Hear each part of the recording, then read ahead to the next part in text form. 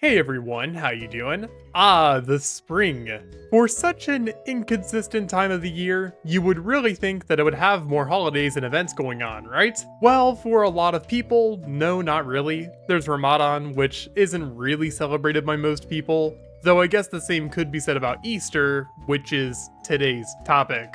Wow, I'm amazing at transitions. So yeah, Easter is one of the most recognizable holidays in the world. No debate there. I mean, it has eggs and bunnies. Cool. And for everything this holiday stands for, I think a lot of people tend to look over what happens in some games for it. And guess what? Plants vs. Zombies happens to be a franchise that actually likes this holiday quite a bit. So in today's video, we'll be taking a look at what PopCap likes to commonly refer to as the Springening. So let's get right into it. We'll obviously start with PVZ 2, which is eventful as always. And also like always, this event started off as nothing more than a Piñata Party exclusive ordeal in its debut year, 2015. This event also technically starts in March sometimes, I think. Ignore my lateness this year, again. Anyways, the event itself doesn't have too much history in this game besides this start date, besides the designs of the lawn and zombies, as well as the timed event inclusion eventually. Look at this bunny guard, oh my god. As for the plants associated with the event, the big ones are dandelion, daffodil, and the likes. Overall, PVZ2 is fairly simple and straight to the point, not much else is happening here. Kind of. Okay, so because the wiki has an entire section for Springening on Chinese PVZ2, I figured I'd bring it up as well, even if it's not an international title. Here the event has a bunch of plants associated with it as well, such as gumnut, gardener grass, and pumpkin, and it gets exclusive levels which are pretty commonplace for this game too.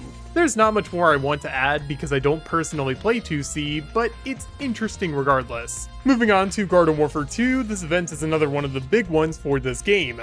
There's a ton of new customizations and spawnables and some new sticker packs made for the event. And alongside this, there was once an NPC in the backyard that would give you some event items for free if you did quests for it.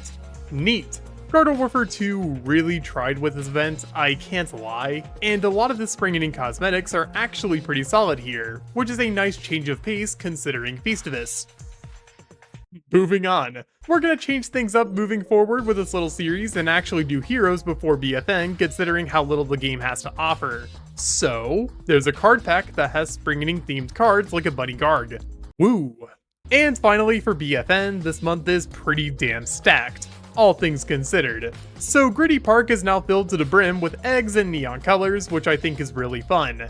And there's also a new prize map which features Rose of all characters. Why her? Though it's actually for the second legendary upgrade introduced to BFN, Torn Apart, which I've made a whole video on in the past, but basically I think it's kind of mid. But the outfits associated with it, on the other hand, fucking beautiful. This map also has some pretty good customizations besides those, but overall not much else is going on. Besides the egg outfit for Chomper and Rux. I mean Rux. Wow, that is cool. So overall, Springening is a pretty solid event, and I'd highly recommend checking out the games during the time period where you can actually see the event for yourself. And with that, I'll be ending this video here. A bit of a short one, isn't it? Well, there's not much to discuss with a lot of these events, so yeah. But hey, if you enjoyed this video, then consider subscribing too. I'm trying to get more consistent with uploads, I promise. Also, big shoutouts to my extra Wiseye channel members, those being Bebo, Dan B, Microwave, Nicholas Vankowski, and Wapfa. Alongside my other channel members, thank you all so much for supporting the channel. Now, as for me, I'm gonna go ahead and prep for that 30K milestone video, so